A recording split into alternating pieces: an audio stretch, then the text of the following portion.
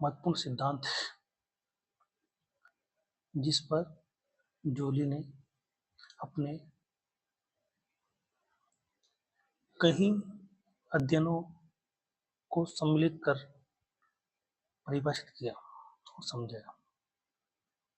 देखिए, जोली ने क्या बताया कि एक ये पृथ्वी के धरातल का इतिहास नामक एक पुस्तक लिखी थी प्रसिद्ध आयरिश भूविज्ञानी जॉन जोली 1925 में सरफेस हिस्ट्री ऑफ अर्थ एक पुस्तक लिखी थी जिसमें ये सिद्धांत दिया था जोली का रेडियो सक्रियता सिद्धांत या रेडियो एक्टिविटी सिद्धांत।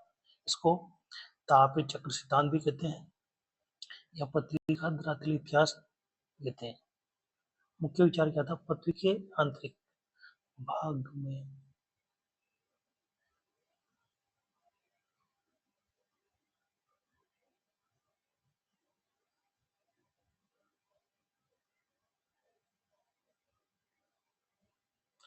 पृथ्वी के आंतरिक भाग में रेडियो सक्रिय तत्वों के विखंडन से उत्पन्न ऊष्मा ही पर्वत का निर्माण का मुख्य इंजन है।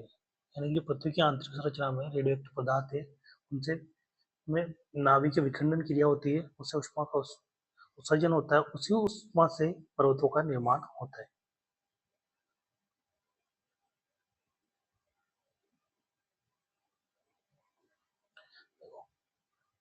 जोली ने दो तरह की परतें बताए, सियाल और सीमा। ऊपर वाली परत कौन सी? ये तो सियाल। और नीचे वाली परत कौन सी? सीमा। सियाल महाद्वीपीय परत है। सियाल मतलब सिलिका और एल्यूमिनियम, घनत्व 2.6, रेडियो सक्रियता तत्व यूरेनियम और थोरियम की प्रचुरता होती है। विशेषता ऊष्मा का अधिक, लेकिन विकिरण द्वारा ऊष्मा का निरंतर ह्रास होता रहता है। यानी कि देखो, एक खुली भगोनी की तरह है जिसमें टेम्परेचर देते हैं तो ऊपर वाष्पन के कारण ये धीरे धीरे ठंडी भी होती रहती है और गर्म भी होती रहती है, दोनों काम चलता रहता है। सीमा महासागरीय परत, अध स्तर परत, घनत्व 3 ग्राम से भारी, रेडियो क्षेत्र तत्व कम मात्रा में। विशिष्टता सियाल के नीचे स्थित होने के कारण ऊष्मा का संचयन, क्योंकि जल के दबाव के कारण विकिरण नहीं हो पाता। यानी कि देखो, यहाँ पर ये पूरा एक ढक्कन का काम करता है ऊपर वाला एरिया, तो ये नीचे क्या कुकर की तरह हो गया। इसमें धीरे धीरे धीरे टेम्परेचर प्लस होता जाएगा, संचयन होता जाएगा और विकिरण भी नहीं जा सकती कि ऊपर क्या है, ढक्कन का काम कर रही है ऊपर वाली परत, इसलिए इसमें क्या होता है, तापमान का संचयन होता है।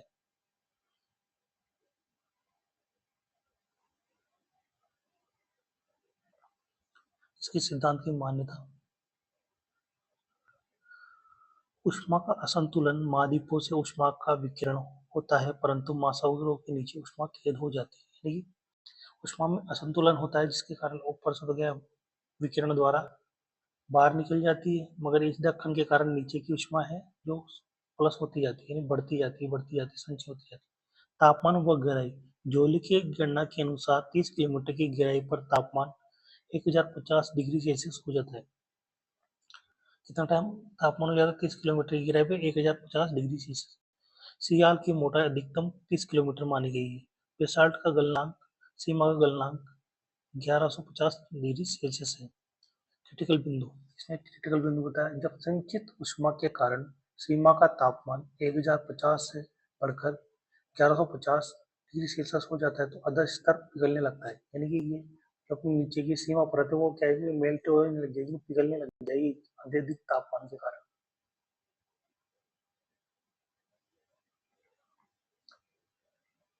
देखो, जोली ने अपने तापीय चक्र या रेडियोएक्टिव सिद्धांत की दो मुख्य अवस्था बताई, तो सागरीय अतिक्रमण की अवस्था और एक द्वितीय अवस्था है सागरीय निवर्तन की अवस्था या प्रत्यावर्तन की अवस्था।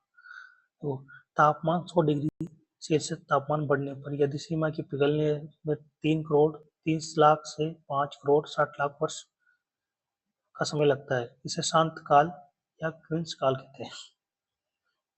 एक देखो, इन दोनों के बीच में क्या एक सामान्य काल है, उसको बोलते हैं शांत काल।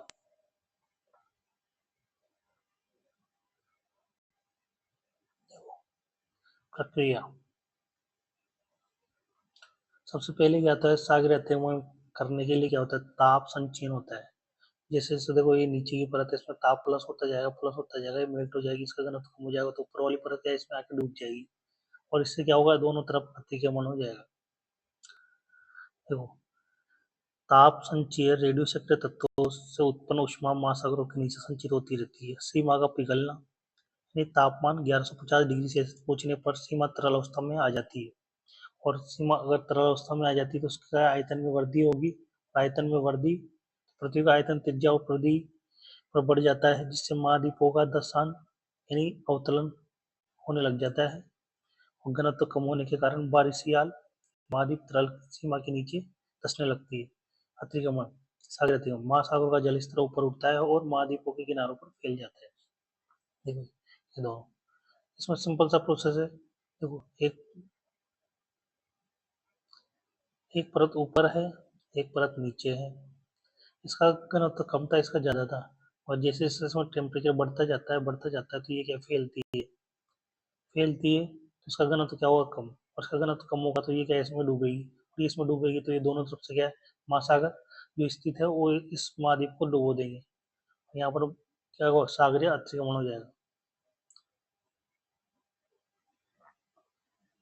प्रथम स्तव की सलाह करते हैं।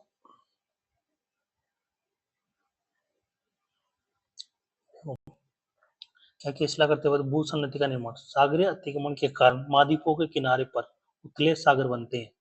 क्या महाद्वीपों के किनारे पर क्या बनते हैं, उथले सागर बनते हैं, जिनमें निरंतर अवसादन क्रियाकरण यानी तलछटों का जुड़ाव, जलोढ़ कंकड़ पत्थर जो आते हैं जमते जाते हैं उथले सागर में, यानी कम गहरा सागर होता है। यही भविष्य के पर्वतों का पालना है, क्रेडल ऑफ माउंटेन बनते हैं। महासागरीय द्वीपों का निर्माण, पृथ्वी के विस्तार के कारण महासागरीय तली में दरार और ब्रश पड़ जाते हैं, जिससे क्या होता है, महाद्वीपीय द्वीपों का निर्माण होता है। देखो अब ये इधर जा रही है और ये इधर आ रही है, तो यहाँ पर पर्वत निर्माण हुआ था, इसके साथ ही यहाँ पर क्या अपना उथला सागर बना और अवसादीकरणों के भूषण नीति होने लगी। मगर ये देखो यहाँ से यदि तो दूर जा रही है तो इस एरिया में क्या होगी, दरार होगी, दरार के कारण क्या प्रचन क्रिया हुई और यहाँ पर क्या बनेंगे, द्वीप बनेगी, ज्वालामुखी क्रिया। इन दरारों से तरल बेसाल्ट ऊपर आकर जमता है, जिससे प्रशांत महासागर जैसे महासागरीय द्वीपों का निर्माण होता है। इसमें क्या होता है, महासागरीय द्वीपों का निर्माण होता है, जैसे ज्वालामुखी बाहर आएगा, ठंडा होकर जम जाएगा तो क्या बनेगा, द्वीप। द्वितीय अवस्था, ये सेकंड फेज, इसमें क्या होता है, सेकंड फेज में सागर प्रत्यावर्तन, यानी सागर वापस जो अतिक्रमण किया था महाद्वीप पर वो वापस क्या लौट जाएगा, नीरवर्तन बोलते हैं या प्रत्यावर्तन बोलते हैं। महाद्वीप स्थापन तरल सीमा पर तैरते हुए महाद्वीपों पर ज्वारीय बल का प्रभाव पड़ता है, जिससे वह पश्चिम की ओर खिसकते हैं। देखो महाद्वीप विस्थापन में जैसे बताया था ना कि बल, इसके कारण पश्चिम की तरफ खिसकते हैं, तो क्या होता है, उष्मा का निष्कासन, महाद्वीपों के खिसकने से महासागरों के नीचे की अत्यधिक उष्मा ठंडे समुद्री जल के संपर्क में आकर तेजी से नष्ट होने लगती है। जब ये जल ठंडे जल के संपर्क में आएगा तो क्या होगा, ये ठंडा होने लग जाएगा। पुनर्ठोसीकरण, तापमान गिरने से तरल सीमा पुनः ठोस होने लगती है। संकुचन, ठोस होने के कारण पृथ्वी का आयतन घटता है और महासागरीय तली सिकुड़ने लगती है और पुनः ऊपर उठने लगती है। जैसे जैसे नीचे वाली परत ठंडी होगी तो क्या सिकुड़ने लगेगी और ये जो वाली परत वहां पर क्या ऊपर उठने लगी, पहले क्या नीचे गई थी पहले पेज में, अब दूसरे पेज में क्या है, नीचे आ रही है, क्या ऊपर जा रही है।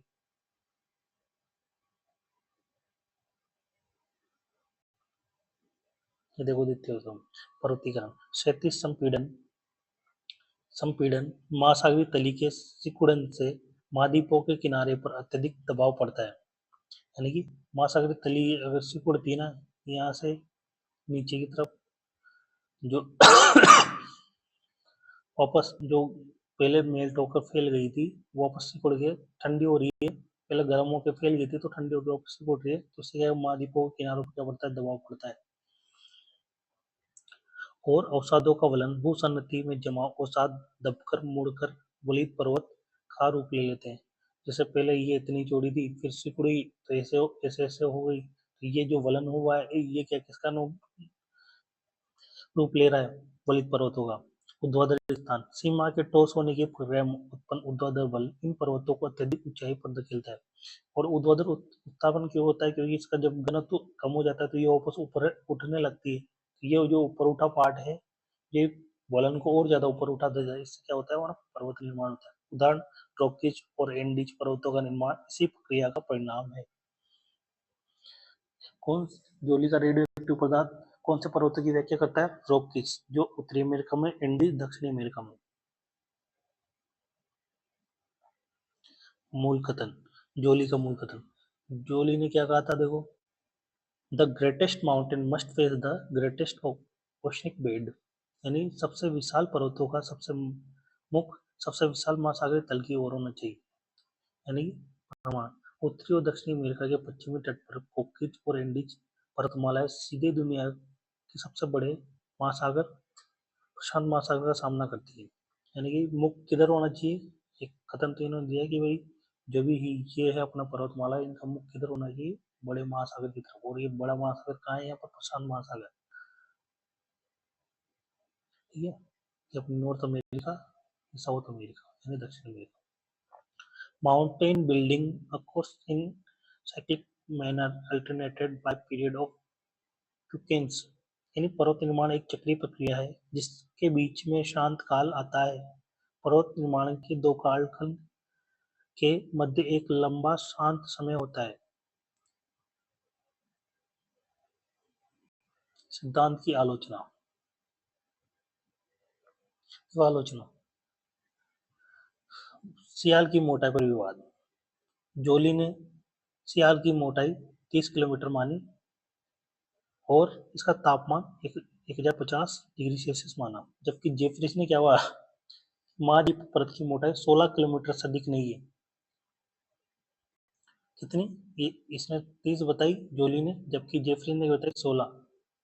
उसका तापमान 1150 डिग्री सेल्सियस तापमान मिलना असंभव है। और जो जेफरीज ने क्या बोला कि 1150 डिग्री से तापमान मिलना असंभव है, जिससे सीमा के पिघलने का पूरा तंत्र ही गलत साबित हो जाता है। नियमित चक्रीय प्रभाव, जोली ने 33 मिलियन वर्ष का सटीक समय चक्र बताया। आलोचकों के अनुसार पर्वत निर्माण की घटनाएं हुई है, लेकिन उनका इतना नियमितीकरण और समान अंतराल वाला गणितीय रूप संगीत है। यानी जैसे जोली ने बताया कि हर 33 से 56 मिलियन वर्ष बाद फिर नई पर्वत निर्माण होता है, और पर्वत निर्माण तो नियमित हुआ है, मगर जो इनके बीच में डिफरेंस है, कभी तो कोई 30 साल में हो जाएगा, 30 मिलियन वर्ष में हो जाएगा, कभी 60 मिलियन वर्ष में होगा, कभी 100 मिलियन वर्ष में, तो वो उनमें अंतराल में की बात संदिग्ध है। आलोचना, अब देखो, भूसन्नति की भ्रामक धारणा। जोली ने भूसन्नति की भ्रामक अवधारणा दी। जोली के अनुसार सागरीय अतिक्रमण से महाद्वीपों के किनारे पर भूसन्नति बनती है। इसका अर्थ है कि ये केवल किनारों पर ही होनी चाहिए, अर्थात भूसन्नति लंबी संकरी उथली खाइयां होती है जिनमें निरंतर अवतरण होता है। जोली के सिद्धांत में अवतरण का कोई जिक्र नहीं है। इसके बिना अल्पाइन पर्वत की विशाल मोटाई नहीं समझाया जा सकता। यानी कि इसने अवतरण के बारे में जिक्र किया ही नहीं अपने सिद्धांत में, जबकि भूसन्निधि का मेन पार्टी क्या था? अवतरण। धीरे धीरे अवसादों का जमा होना, तलछटों का जमा होना, विश्वव्यापी पिघलाव का भाव। यदि सीमा पिघलती है तो पूरी दुनिया में एक साथ ज्वालामुखी और पर्वत निर्माण होना चाहिए, लेकिन पृथ्वी का भूवैज्ञानिक इतिहास ऐसी विश्वव्यापी समकालिक घटनाओं की पुष्टि नहीं करता। देखो, एक उसने नीचे वाली परत का पिघलना बताया एक साथ ताप संचयन से, पूरी पृथ्वी पे पिघलेगी तो पूरी पृथ्वी पे एक साथ ज्वालामुखी होनी चाहिए, पृथ्वी पर एक साथ पर्वत निर्माण होना चाहिए, और ये गलत हो गया। देखो, ये जोली की प्रमुख अवधारणा अतिक्रमण, और एक आधुनिक जो मान है उसमें अपना अवतलन, जबकि उसने कैसे बताया अवतलन? ये वाला अतिक्रमण वाला।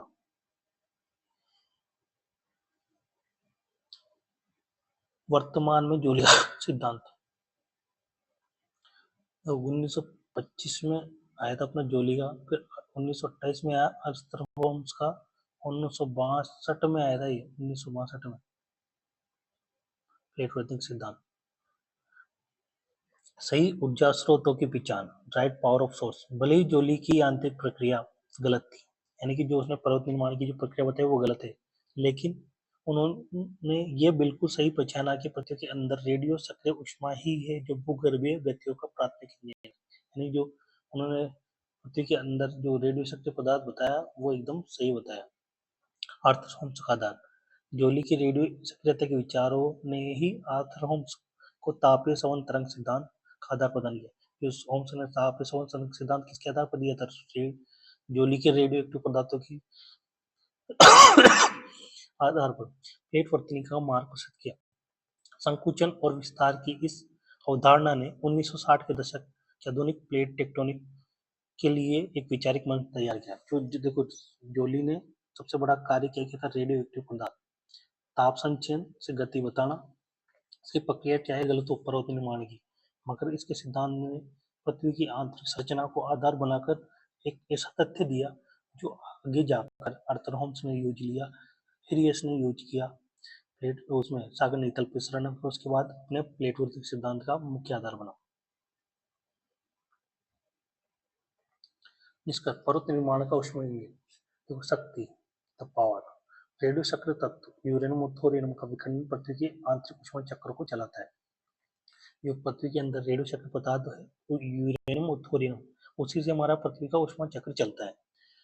चक्र कैसे चलता है? सीमा का पिघलना यानी सागर का अतिगम और पुनः ठोस होना यानी सागर प्रत्यावन पर्वतों को जन्म देती है। ये बोला था जोली ने। भाई एक बार तो क्या पिघलेगा तो क्या होगा? भूषण नीति बनेगी यानी अतिगमन होगा, फिर वापस ठंडी होगी तो क्या होगा? सागर का प्रत्यावर्तन होगा, विरासत। यद्यपि यह गणितीय रूप से त्रुटिपूर्ण था, जोली का सिद्धांत आधुनिक भूवक्रती विज्ञान और प्लेटोनिक का एक महत्वपूर्ण पूर्वज है। यानी कि एक आधार प्रदान किया है प्लेटोनिक सिद्धांत और आधुनिक भूवक्रती विज्ञान को। धन्यवाद, थैंक यू फॉर वॉचिंग। अगर वीडियो पसंद आया हो तो लाइक एंड शेयर सब्सक्राइब करिए। जय हिंद, जय भारत।